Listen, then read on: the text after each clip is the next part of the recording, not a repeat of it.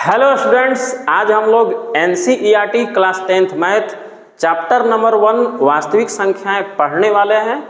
ये जो चैप्टर है एनसीईआरटी की नई किताब के अकॉर्डिंग पढ़ाया जाएगा। तो चलिए शुरू करते हैं। सबसे पहले हम लोग कुछ इंट्रोडक्शन वाला पार्ट समझेंगे, उसके बाद चैप्टर के सभी क्वेश्चन को 1 बाय 1 सीखने वाले हैं। तो चलिए शुरू करते हैं। तो चलिए सबसे पहले हम लोग इंट्रोडक्शन यानी थ्योरेटिकल अप्रोच को समझ लेते हैं, ताकि प्रश्नों को समझने में किसी भी प्रकार की कोई दिक्कत ना हो। तो सबसे पहले हम लोग एक प्रमेय समझते हैं। प्रमेय है 1.1 अंक गणित की आधारभूत प्रमेय। एक बार फिर आपको बताते चलें कि ये जो चैप्टर है हम लोग एनसीईआरटी की नई बुक से पढ़ रहे हैं। इसमें जो पुराना चैप्टर था 1.1 उसको हटा दिया गया है, यानी कि पहले जो 1.1 था उसको हटा दिया गया है और 1.2 है वो फिलहाल 1.1 बन चुका है। ठीक है ना। तो चलिए शुरू करते हैं। तो अंक गणित की आधारभूत प्रमेय है कि प्रत्येक भाज्य संख्या को अभाज्य संख्याओं के गुणनफल के रूप में व्यक्त किया जा सकता है तथा यह गुणनखंडन अभाज्य गुणनखंडों के आने वाले क्रम के बिना अद्वितीय होता है। जैसे इसके कहने का मतलब है कि अगर कोई भी भाज्य संख्या अगर हमें मिलती हैं तो उस भाज्य संख्याओं को अभाज्य संख्याओं के गुणनफल के रूप में गुणनखंडित किया जा सकता है ना। और यह जो गुणनखंडन होता है अभाज्य गुणनखंडों के आने वाले क्रम के बिना अद्वितीय होता है, यानी कि इसके क्रम पे हम लोग ध्यान नहीं देते हैं, है ना।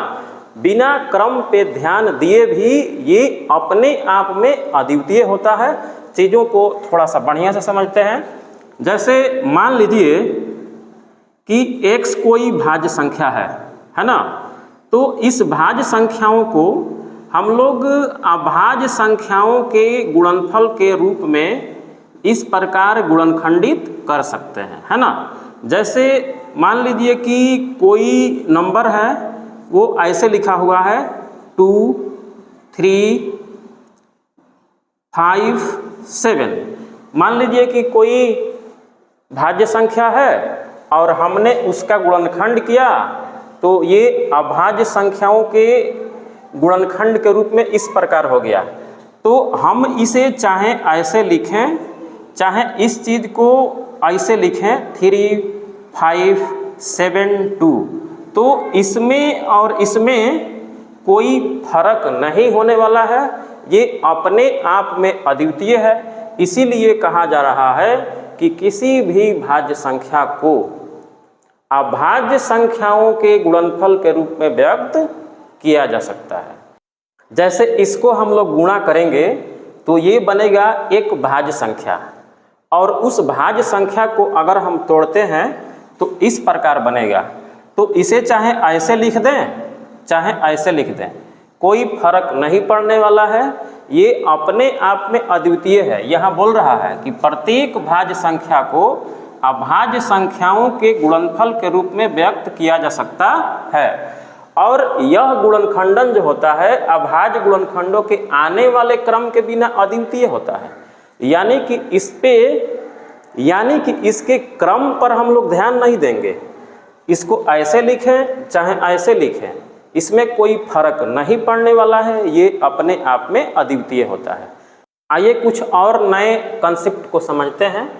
एक कंसेप्ट ये समझना है कि किन्हीं दो धनात्मक पूर्णांकों a और b के लिए HCF ऑफ AB गुणा LCM ऑफ AB बराबर a गुणा b होता है। इसके कहने का मतलब है कि अगर दो धनात्मक पूर्णांक अगर हम आपको देते हैं और उसका हम लोग HCF निकालते हैं और फिर उसी संख्या का LCM निकालते हैं, तो दोनों का गुणनफल जो है उन दोनों संख्याओं के गुणनफल के बराबर हो जाएगा। यानी a और b का आप HCF निकालेंगे और उसी a b का LCM निकालेंगे, तो दोनों का गुणनफल जो है संख्याओं के गुणनफल के बराबर हो जाएगा। ठीक है। यानी कि अगर HCF ऑफ मान लीजिए कि 3 4 करें और LCM ऑफ 3 4 करें तो ये 3 गुणा 4 के बराबर हो जाएगा, है ना। तो इस बात का ख्याल रखना है कि ये जो नियम है केवल 2 धनात्मक पूर्णांकों के लिए ही है। अगर 3 धनात्मक पूर्णांकों के बारे में अगर सोचेंगे तो इस पर ये सेटिस्फाइड नहीं होगा, इस बात का ध्यान रखना है, ठीक है। चैप्टर के क्वेश्चन को स्टार्ट करने से पहले चलते चलते 1-2 पॉइंट को समझ लेते हैं जो ऑब्जेक्टिव प्रश्नों में अक्सर पूछा जाता है। तो देखिए, गणितज्ञों का राजकुमार कार्ल फ्रेडरिक गास को कहा जाता है, इस बात को याद रखना है। और एलिमेंट्स पुस्तक है, इसके लेखक यूक्लिड हैं, इस बात को भी याद रखना है। अब चलिए हम लोग चैप्टर के क्वेश्चन को 1 बाय 1 समझते हैं और सीखते हैं। एक्सरसाइज 1.1 का क्वेश्चन नंबर 1 है, निम्नलिखित संख्याओं को अभाज्य गुणनखंडों के गुणनफल के रूप में व्यक्त कीजिए। इसमें 5 क्वेश्चन है, इन 5 क्वेश्चन को अभाज्य गुणनखंडों के गुणनफल के रूप में लिखना है। तो पहला क्वेश्चन में है कि 140 का अभाज्य गुणनखंडों के गुणनफल के रूप में लिखिए। तो हम लोग क्या करते हैं, सबसे पहले इसका फैक्टराइजेशन करेंगे। तो आपको एक बात बताते चलें कि अगर किसी संख्या के अंत में सम संख्या हो, है ना, सम संख्या मतलब 0, 2, 4, 6, 8 अगर हो तो उस संख्या को आपको क्या करना है, 2 से कटाना है। तो ये बिल्कुल जो है ना लास्ट में 0 है जो कि सम संख्या है, ये जो है 2 से कटेगा। तो ये 7 दूनी 14 और 0 का 0 यानी कि 70 दूनी 140। फिर 2 से कटाएंगे तो ये 35 दूनी 70 हो जाएगा, ठीक है। क्योंकि यहाँ भी लास्ट में 0 है तो 2 से ही ले जाएंगे और लास्ट में 5 है। तो आपको इस बात का ध्यान रखना है कि अगर किसी संख्या के एंड में 5 हो तो उसको 5 से आसानी से कटा लेना है। तो इसको 5 से अगर हम ले जाएंगे तो ये 7 5 35 हो जाएगा। इस प्रकार 140 का जो प्राइम फैक्टराइजेशन होगा 2 गुणा 2 गुणा 5 गुणा 7। अब एक काम करते हैं कि ये 2 डबल है तो इसको क्या करते हैं, घात के रूप में लिख लेते हैं। यहाँ 2 का पावर 2 हो जाएगा और 5 7 ज्यों का त्यों लिख देना है। यही जो है 140 का अभाज्य गुणनखंड है, ठीक है। इसी प्रकार आपको क्वेश्चन 2, 3, 4, 5 को बनाना है। तो चलिए कुछ और क्वेश्चन देखते हैं। दूसरा क्वेश्चन में 156 का करना है ना, 156 का करना है। तो सबसे पहले हम लोग क्या करेंगे, 156 का गुणनखंड निकाल लेते हैं, ठीक है ना। तो देखिए इसके भी लास्ट में 6 है यानी कि सम संख्या है, तो इसे 2 से आसानी से कटा लेंगे। तो 2 से कटाएंगे तो देखिए 7 दूनी 14, 1 बचा और ये 6 बचा, तो 8 दूनी 16 हो जाएगा। फिर लास्ट में यहाँ सम संख्या दिख रहा है तो इसे भी 2 से हम लोग कटाएंगे। 3 दूना 6, इसमें से बचा 1 और 8, ये 9 दूनी 18। लास्ट में 9 है तो लास्ट में 9 है तो देखिए ये 2 से तो कटेगा नहीं, 2 से कटाना ही नहीं है। तो इसको जोड़ के देखते हैं, 9 और 3 कितना होता है, 12 होता है। तो अगर किसी संख्या का योगफल 3 का गुणज हो, 3 का मल्टीपल हो, तो उसको क्या करना है ना कि 3 से कटाना है। तो इसको 3 से हम लोग कटा देते हैं। तो 3 से कटाएंगे तो क्या होगा, 13 तिया 39 हो जाएगा, ठीक है। तो इस प्रकार 156 का अभाज्य गुणनखंड जो है 2 गुणा 2 गुणा 3 और गुणा 13 हो जाएगा। आपको एक काम और करना है कि यहाँ 2 बार है तो 2 का पावर 2 लिख देना है, उसके बाद 3 गुणा 13 कर देना है, ठीक है ना। तो 3825 का हम लोग कर लेते हैं, देखते हैं ये कैसे होगा। बहुत आसान है, इसे आप भी आसानी से कर सकते हैं। यहाँ भी ध्यान से देखेंगे तो पता चलेगा कि भाई लास्ट में 5 है और जिस संख्या के लास्ट में 5 रहता है ना उसे 5 से आराम से बिना हेजिटेशन के कटाइए। तो 5 से भाग दीजिए इसको, देखिए 7 5 35 है ना, और 35 38 में से 35 घटाएंगे तो कितना बचेगा, 3 बचेगा। यहाँ 3 और 2 32 हो जाएगा। तो 32 हो जाएगा तो 6 5 30 है ना, 2 बचा, यहाँ 5 बचा, तो ये 5 25 हो जाएगा, ठीक है। अब फिर लास्ट में 5 है तो फिर 5 से हम भाग दे देते हैं। 1 5 5, 2 बचा, यहाँ 6 बचा, बचा है 25, फिर 1 बचा है और 5 बचा है, तो 3 5 15 हो जाएगा। ठीक है, अब यहाँ देखते हैं कि लास्ट में 3 बचा है, यानी कि लास्ट में सम संख्या नहीं है, तो इसको जोड़ के देख लेते हैं कि 3 से कटेगा कि नहीं कटेगा। 5 3 8 है, 1 9, 9 आ रहा है, जोड़ने पे 9 आ रहा है, यानी कि 3 का गुणज है, तो इसका मतलब कि ये 3 से जरूर भाग लगेगा, तो हम लोग इसे 3 से कटा लेते हैं। तो 5 3 15 और 1 3 3, और फिर यहाँ इसको जोड़ते हैं तो ये 6 हो रहा है, तो जोड़ने पे 6 हो रहा है, इसका मतलब कि 3 का मल्टीपल है, तो ये भी 3 से कट जाएगा, तो ये हो जाएगा हमारा 17 3 51। तो 3825 का इस प्रकार हम लोग लिखेंगे 5 गुणा 5, अब यहाँ है 3 गुणा 3, और उसके बाद ये बचा 17, तो 5 डबल है तो 5 का पावर 2 लिख दीजिए, 3 डबल है तो यहाँ भी 3 का पावर 2 लिख दीजिए, और गुणा में 17 लिख दीजिए। ठीक है, इसी प्रकार जो है ना सभी संख्याओं को करना है ना, तो ये बहुत ही आसान है, इसलिए आपसे उम्मीद है कि ये जो बाकी के 2 क्वेश्चन है जरूर बन जाएंगे, तो इसे आप लोग जरूर प्रैक्टिस करिए। ठीक है ना, अगर नहीं बनता है तो कमेंट करिए। ठीक है ना, तो अब हम लोग अगले क्वेश्चन की ओर बढ़ेंगे, देखते हैं अगला क्वेश्चन है ना। नेक्स्ट क्वेश्चन 2 है, पूर्णांकों के निम्नलिखित युग्मों के HCF और LCM ज्ञात कीजिए तथा इसकी जांच कीजिए कि 2 संख्याओं का गुणनफल बराबर HCF गुणा LCM है। पहला क्वेश्चन है 26 और 91। तो इस क्वेश्चन में हमें क्या करना है, सबसे पहला काम है कि इसका HCF निकालना है, और उसके बाद LCM निकालना है, उसके बाद जो है ना इसको जांच भी करना है। तो चलिए हम लोग सबसे पहले एक काम करते हैं, इसका हम लोग HCF और LCM फाइंड करते हैं। देखिए पहला में है 26 और 91, ठीक है ना, 26 और 91 है, तो सबसे पहले हम लोग इसका फैक्टराइजेशन करते हैं, तो इसे 2 से कटा लेते हैं, 13 दूनी 26, अब कटेगा नहीं, तो यहाँ 26 बराबर 2 गुणा 13 हो जाएगा। ठीक है, इसे आराम से लिख लेना है। उसके बाद 91 का भी गुणनखंड निकाल लेना है, तो यहाँ 7 13 7 91 होता है ना, आसानी से इसे कर लेना है। तो 91 बराबर होगा 7 गुणा 13, है ना, गुणनखंड हो गया। अब इसके बाद क्या करना है, हमें HCF निकालना है। तो क्या करेंगे, अब यहाँ हम लिखेंगे कि HCF बराबर, HCF में करना क्या होता है आपको बताते चलते हैं कि हमारे पास इसमें 2 नंबर्स हैं, तो दोनों नंबर्स में जो भी कॉमन है वही हमारा HCF हो जाएगा, है ना। यानी कि इस फैक्टराइज को देखें, इसको हम देखें, तो दोनों में जो है ना 13 कॉमन दिख रहा है। देखिए 13 जो है ना दोनों में कॉमन दिख रहा है, तो यही जो है इस क्वेश्चन का HCF हो जाएगा। ठीक है, तो HCF में किसी भी प्रकार की कोई दिक्कत नहीं होनी चाहिए, दोनों नंबर को ध्यान से देखना है, और ध्यान से देखने के बाद दोनों में ये देख लेना है कि दोनों में कॉमन क्या हो रहा है, दोनों में जो कॉमन होगा वही इसका HCF हो जाएगा।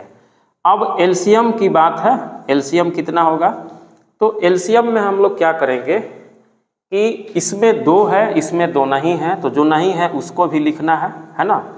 अब 13 इसमें 1 है, इसमें भी 13 एक ही है, तो कम से कम 1 13 जरूर लिखेंगे, 1 13 लिख दिए। और देखिए 7 को भी नहीं छोड़ना है, इसमें 7 है, इसमें 7 नहीं है, तो 7 को भी लिख लेना है। तो अब मल्टीप्लाई करेंगे तो क्या होगा, 182, यानी कि इस संख्या का HCF 13 हो जाएगा और LCM जो है 182 हो जाएगा। तो ये काम हो गया, देखिए HCF और LCM निकल गया। अब हमें क्या करना है, इसको जांच करना है। तो जांच जो है ना हम लोग इधर कर लेते हैं जांच। जांच के लिए हम क्या करते हैं कि सबसे पहले यहाँ लिखा हुआ है 2 संख्याओं का गुणनफल, तो ये हमारा हो जाएगा LHS। तो LHS को हम लिख लेंगे, LHS को लिख लेंगे कि LHS हमारा है दो संख्याओं का गुणनफल, दो संख्याओं का गुणनफल, ठीक है, ये हमारा LHS में है। लिख लिया इसको। चलिए भाई, तो दो संख्या कौन सी है भाई? तो एक 26 है और एक 91 है। तो हम लोग क्या करेंगे, 26 और 91 को मल्टीप्लाई कर लेंगे। घबराना नहीं है, आराम से 26 में 91 में मल्टीप्लाई कर लेना है। 6 2 9 6 54 हासिल 5 और 9 दूनी 18 और 5 23, है ना। तो इसको जोड़ेंगे तो ये 6 हो जाएगा, 4 2 6 हो जाएगा, ये 3 और ये 2, तो ये 2366 हो गया। कितना हो गया? 2366, 2366। और इसको मान लेंगे 1 नंबर समीकरण, ठीक है। हम जैसे बता रहे हैं वैसे ही आपको बोर्ड में भी बनाना है, ताकि एक भी नंबर जो है ना कट ना पाए। अब RHS में क्या है भाई? RHS में है HCF गुणा LCM। तो यहाँ HCF लिख लेंगे और यहाँ लिख लेंगे LCM। तो HCF कितना आया हुआ है? HCF 13 आया हुआ है, तो यहाँ 13 लिख लेंगे। और LCM कितना आया हुआ है? तो LCM 182 आया हुआ है, तो इसको लिख लेंगे और दोनों में गुणा कर लेंगे, है ना। कितना आ गया? 2366। अब इसको मान लेंगे 2 नंबर इक्वेशन। अब दोनों इक्वेशन को ध्यान से देखेंगे, है ना। यहाँ भी 2366 है, यहाँ भी 2366 है। इसका मतलब ये हुआ कि ये जो हमारा HCF और LCM आया है बिल्कुल सत्य है, क्योंकि जांच में बिल्कुल सही पाया गया है कि दो संख्याओं का गुणनफल HCF गुणा LCM के बराबर होगा। ऐसा है फार्मूला में कि अगर दो संख्याओं का हम गुणनफल करते हैं और उसके HCF और LCM से गुणा करते हैं तो दोनों एक दूसरे के बिल्कुल बराबर हो जाता है, ठीक है। तो यहाँ हम लोग थोड़ा सा इसको लिखेंगे ऐसे कि समीकरण 1 और 2 से, समीकरण 1 और 2 से LHS बराबर RHS, ये इस बात को पुष्टि करता है कि दोनों बातें, दोनों फैक्ट, दोनों तथ्य बिल्कुल बराबर हैं, है ना। तो ये बिल्कुल बन चुका है और जिस प्रकार हमने लिखा, हमने बताया, उसी प्रकार आपको लिखना है ना। ऐसे बनाते चलना है। यहाँ नहीं अट रहा था तो हमने इधर इसको बढ़ा दिया। अब इसी प्रकार आपको इसको ही बनाना है और इसको ही बनाना है। तो चलिए ये भी बारी बारी से देख लेते हैं। दूसरा में है 510 और 92। कितना है भाई? 510 और 92। सेम मेथड से इसको बनाना है, थोड़ा सा अंक चेंज है। तो सबसे पहला काम हम लोग क्या करेंगे, इसका गुणनखंड निकाल लेते हैं। देखिए लास्ट में 0 है तो 2 से कटेगा, तो कटा लेते हैं 2 से। 2 दूनी के 4, 1 बचा, 1 बचा, 5 दूनी 10, 1 बचा, 0 बचा, 5 दूनी 10, है ना। अब देखिए ऐसे भाग दे देना है। अगर किसी भी प्रकार की शक की गुंजाइश हो रही है तो इसमें आप गुणा करेंगे तो ये आ जाना चाहिए। देखिए 2 5 10, 2 5 10, 1 11, 2 दूनी के 4, 1 हासिल 5। तो ऐसा भी कर लेना है। लास्ट में 5 है तो ये 5 से कटेगा, है ना। चलिए तो 5 25 और 1 पंजे 5, ठीक है। फिर 51 है तो ये 3 से कट जाता है ना। 17 या 51 कटा लेते हैं। तो 510 का गुणनखंड आया 2 गुणा 5 गुणा 3 गुणा 17, है ना। कहीं भी 3 रहेगा, इसमें टेंशन नहीं लेना है। तो अब इसको भी लिख लेते हैं 92 का। तो 92 का खंड करेंगे तो ये हो जाएगा, 2 से कटा लेते हैं, 4 दूनी 8, 1 बचा, 2 बचा, 6 दूनी 12, फिर 2 से जाएगा 23 दूना 46। अब कटने वाला नहीं है, अब इसको लिख ही लेते हैं, है ना। अब लिखेंगे तो क्या होगा कि भाई 92 का जो गुणनखंड है 2 गुणा 2 गुणा 23 है। चलिए भाई अच्छी बात है। अब इसका हम लोग लिखेंगे HCF। क्या करेंगे? HCF लिखेंगे, है ना। तो HCF लिखेंगे तो इसमें क्या ध्यान देना है? ध्यान यही देना है कि दोनों नंबर्स में जो भी इसमें कॉमन मिल रहा है उसी को ले लेना है। तो देखिए इसमें 2 कॉमन मिल रहा है, यहाँ भी 2 है, और देखते हैं क्या क्या मिल रहा है। इसमें 5 है तो इसमें दूर दूर तक कहीं 5 नहीं दिख रहा है। 3 है, इसमें 3 नहीं दिख रहा है। 17 है, 17 नहीं दिख रहा है। तो इसका HCF 2 हो जाएगा। क्योंकि अन्य कोई भी संख्या कॉमन नहीं हो पा रही है, तो HCF 2 हो जाएगा। अब एलसीएम देख लेते हैं क्या होगा।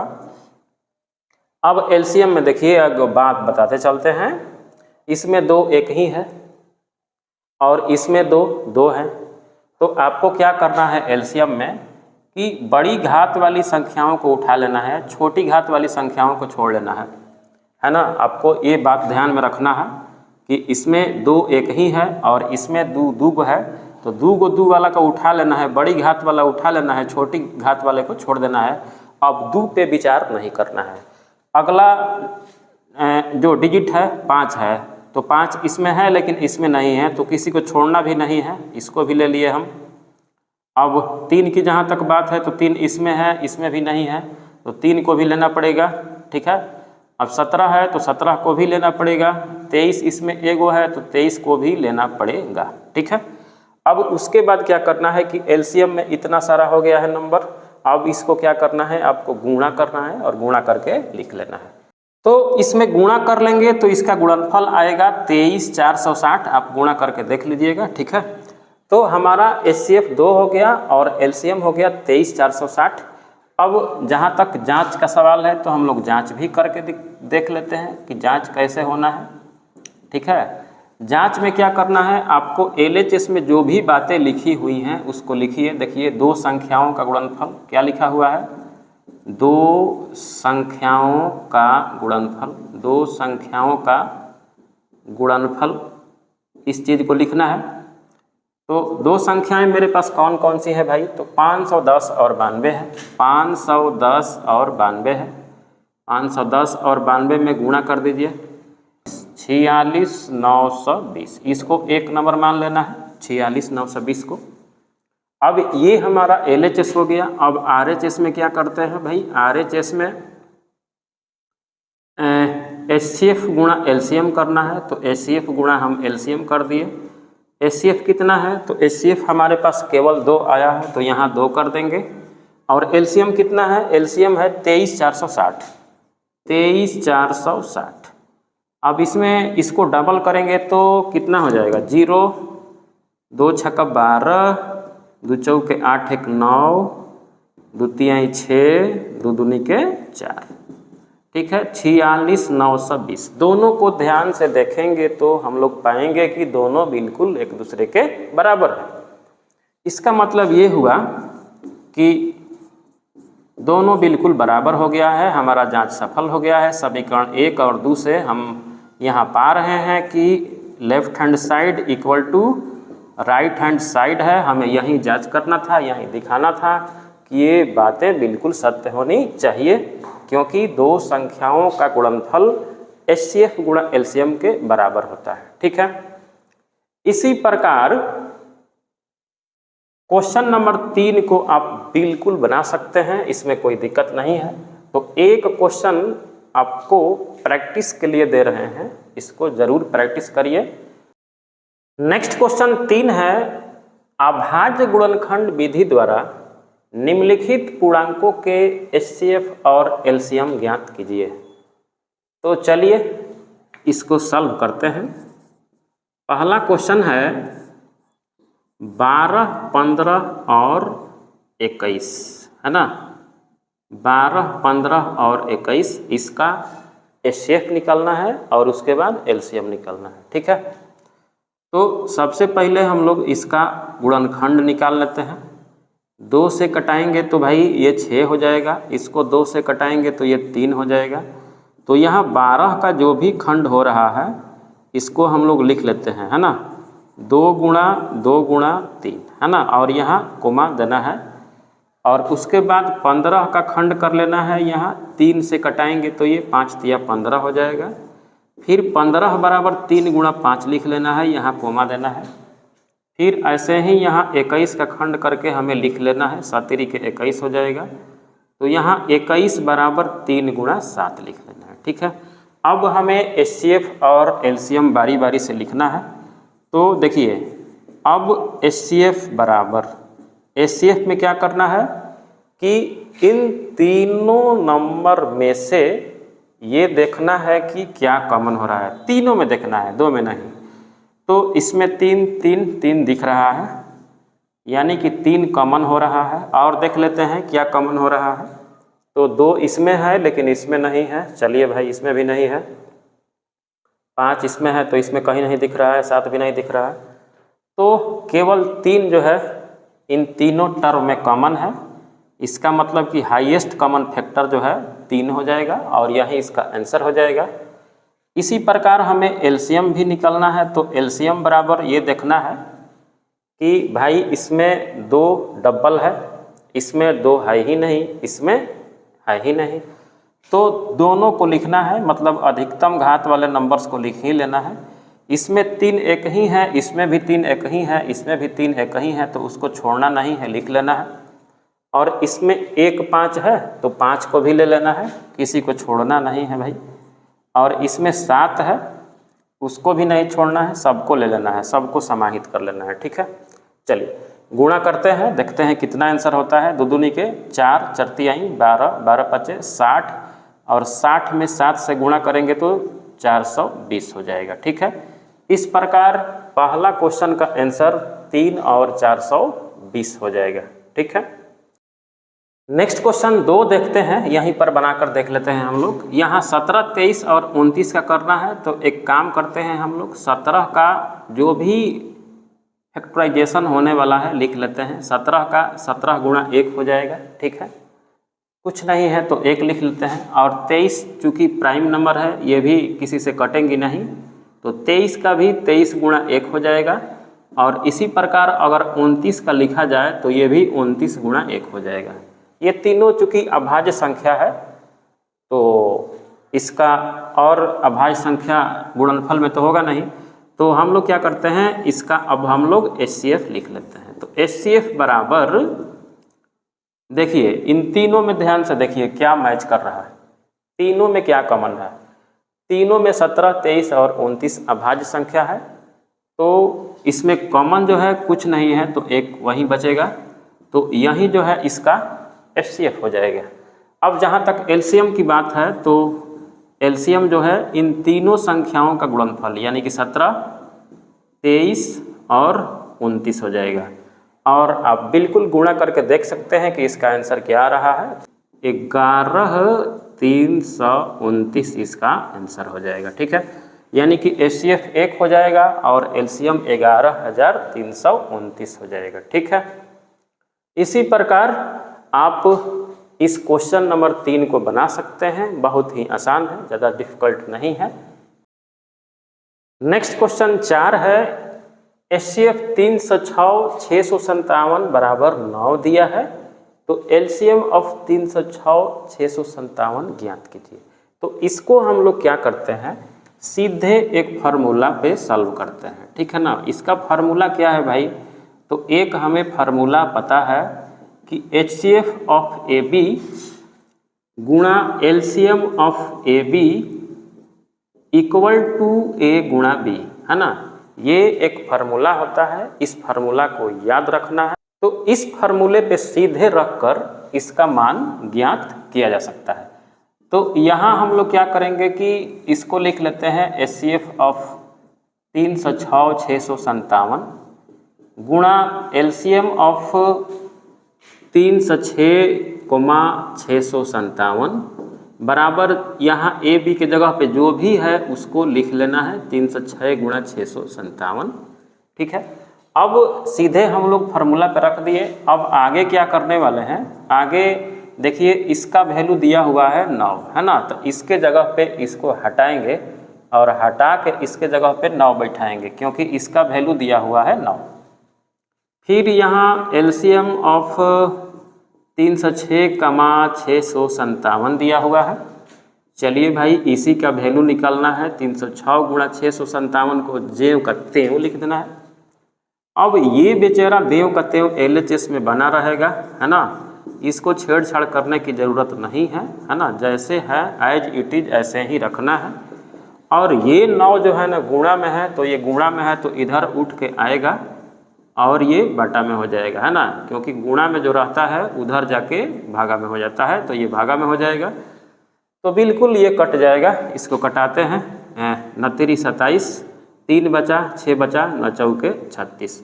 जब इसको गुणा करेंगे तो इसका गुणनफल होगा 22,338 और यही जो है इस क्वेश्चन का आंसर होगा। इसका मतलब ये हुआ कि एलसीएम ऑफ 306, 657 बराबर 22,338 है ना, यही इसका आंसर हो जाएगा। ठीक है, नेक्स्ट क्वेश्चन 5 है, जांच कीजिए कि क्या किसी प्रकृत संख्या n के लिए संख्या 6 की पावर n अंक 0 पर समाप्त हो सकती है। इस क्वेश्चन में हमें ये जांच करना है कि 6 का पावर n अंक 0 पर ख़त्म होगा या नहीं होगा, जहां n की जगह पे हमें नेचुरल नंबर रखनी है, प्रकृत संख्या रखनी है। तो देखिए इसे कैसे सॉल्व करेंगे, एक कंसेप्ट को पहले बता देते हैं। देखिए कोई भी नंबर है, जैसे मान लीजिए आप 10 को ही लीजिए, देखिए इसके अंत में 0 है, ठीक है ना। तो जब इसके अंत में 0 है तो इसके खंड को देखते हैं, इसके प्राइम फैक्टराइजेशन को देखते हैं, अभाज्य गुणनखंड को देखते हैं तो 2 और 5 आता है। इसी प्रकार अगर हम 50 को देखते हैं, देखिए 2 पचे 10, 10 पचे 50। तो इसमें एक बातें जरूर कॉमन है कि कोई भी संख्या जिसके लास्ट में 0 हो रहा है, जिसका यूनिट प्लेस 0 हो रहा है, तो वो तभी संभव होगा जब उसमें कम से कम 1, 2 और 1, 5 अवश्य हो। अगर ऐसा होगा तब कोई संख्या 0 पर समाप्त हो सकती है, अन्यथा नहीं हो सकती है। तो यहाँ हम लोग लिखेंगे कि माना कि x बराबर 6 का पावर n, और उसके बाद इसको हम थोड़ा सा तोड़ लेते हैं, 2 गुणा 3 का पावर n। एक बार और इसको थोड़ा सा छोटा करके तोड़ लेते हैं, तो ये हो जाएगा 2 के पावर n गुणा 3 के पावर n। तो यहाँ हम लोग एक कंडीशन लिखेंगे कि हम जानते हैं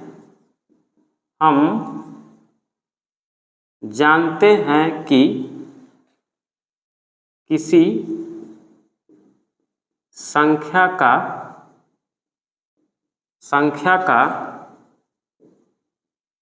इकाई अंक 0 तभी हो सकता है जब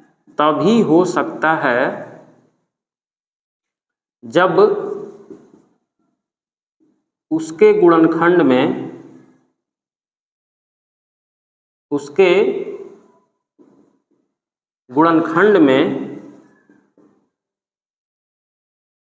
कम से कम 1, 2 और 1, 5 अवश्य हो।